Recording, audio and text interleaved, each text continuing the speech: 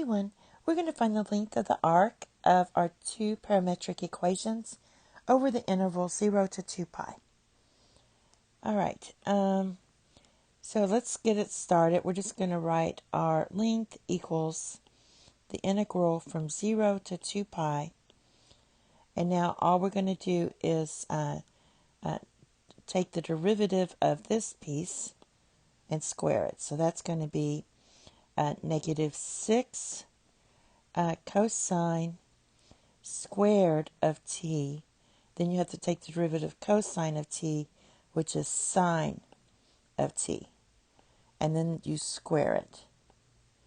Plus, now let's differentiate our 2 sine cubed. That's going to be plus 6 sine squared of t, and then derivative of sine is cosine of t.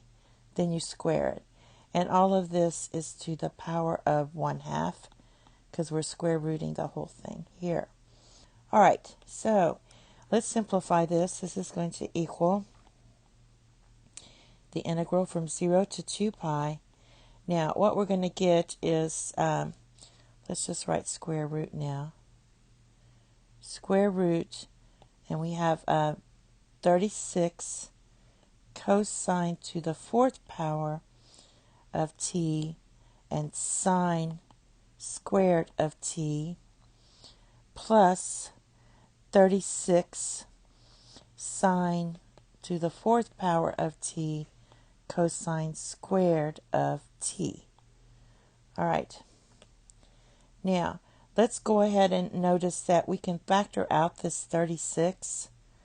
Like we can pull it out and write this whole thing with 36. And then when you take the square root of 36, that's going to be 6. So now we can write this as the integral from 0 to 2 pi of 6 times the square root. And now that the 36 is out, let me go ahead and cross those out just because it's confusing. What I'm going to do is factor out cosine squared of t here.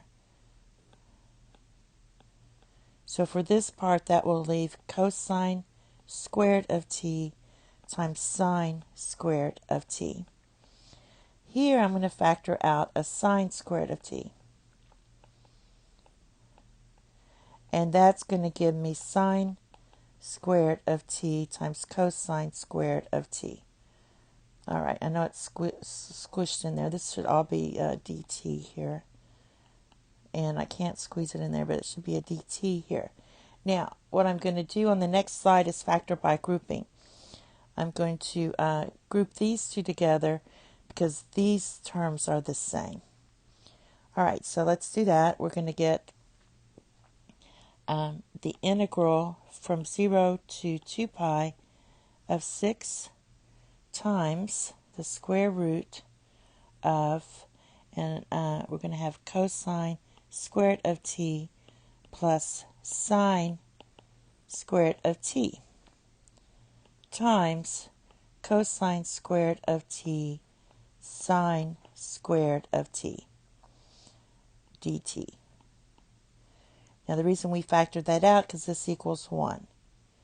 So now we're left with the integral from 0 to 2 pi of 6 times the square root of cosine squared of t times sine squared of t dt. All right, now the next thing I'm going to do is notice that when I integrate, I'm trying to find the area under the curve. This is 4 quadrants. And what I can do is break this up and just multiply it by 4. So if I write my integral from 0 to pi divided by 2, I can just find the area for the first quadrant, the first fourth, and then multiply it by 4. All right, and then I'm going to write 6, and then when you take the square root of this, you're just going to get cosine of t times sine of t dt. Okay, before we move on, let's note I can write this as 3 times 2 cosine of t sine of t dt. Okay, so we know what this is.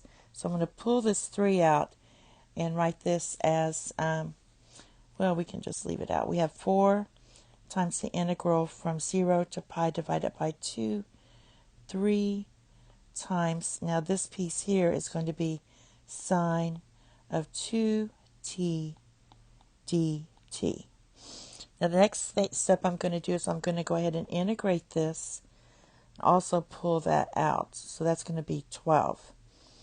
So let's do that. We're going to get 12.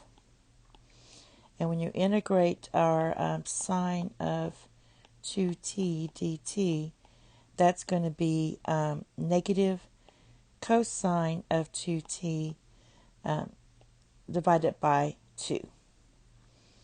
And then we're evaluating this now from 0 to pi divided by 2. All right, that's going to give you 12, which is really going to be 6. I'm going to, 2 goes into 12 6 times. So I'm going to write 6, and then times negative cosine of pi is going to be negative 1, minus cosine of 0 is going to be 0, so it's going to be negative 1. So this is going to end up being 6 times 1 plus 1, which is going to equal 12. And that's your answer. That's your length. Let me put length. Thank you. Have a nice day. Bye-bye.